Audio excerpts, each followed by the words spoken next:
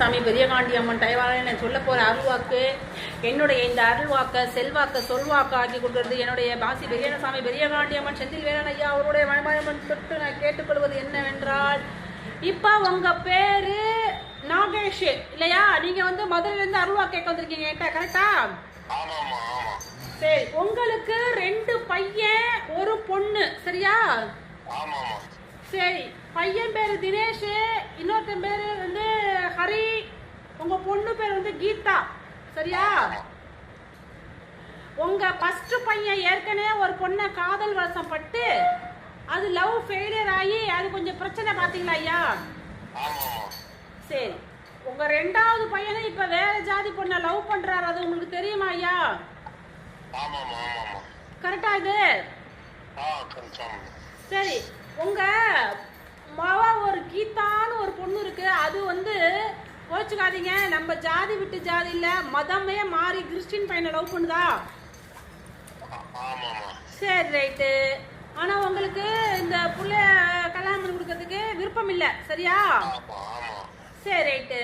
இப்ப உங்க வீட்டுல சில விஷயங்கள் உங்களோட முன்னோர்கள் இருந்திருக்காங்க இல்லையா, அவங்க எல்லாம் அழைச்சு பார்க்கலாமா என்ன சொல்றாங்கன்னு?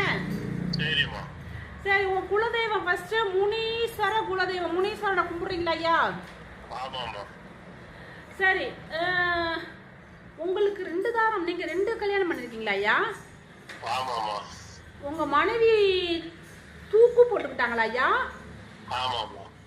அவங்க பேரை காமிக்கிறாங்க, நான் படிக்கிறேன், கரெக்டா காட்டுறீங்களா ஐயா?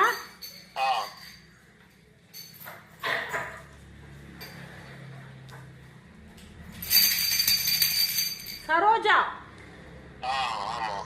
கரெக்டா? அவசரப்பட்டு கல்யாணம், அவசரப்பட்டு தூக்குல தொங்கிட்டாங்க அவங்க அம்மா வீட்டுல போயா? ஆமாவா?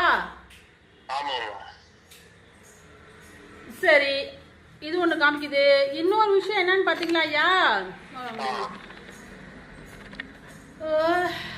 4 3 2 5 1 4 6 அதிவாரா சக்தியே நீ வந்திடமா. இப்ப இந்த பொண்ணு கல்யாணம் பண்றதுல உங்களுக்கு விருப்பம் இல்ல, அது கரெக்டா? கரெக்ட் இல்ல? நீங்க கோயில் மாதிரி வச்சு கும்பிடுறீங்களா? சாமி வச்சு கும்பிடுறீங்களா? பெண் தெய்வத்தை ஒண்ணு இல்லம்மா. என்ன தெய்வத்தை வச்சு சாமி கும்பிடுறீங்க நீங்க? அது பெண் தெய்வம் தானே, அம்மன். அம்மனை வச்சு வழிபாட்டு வர்றீங்க, சரியா? அது நல்லா இருக்கு, சரியா? உங்க அப்பா ஒருத்தர் வந்திருக்காரு ஐயா, உங்க அப்பா பேர் சொல்லட்டுமா?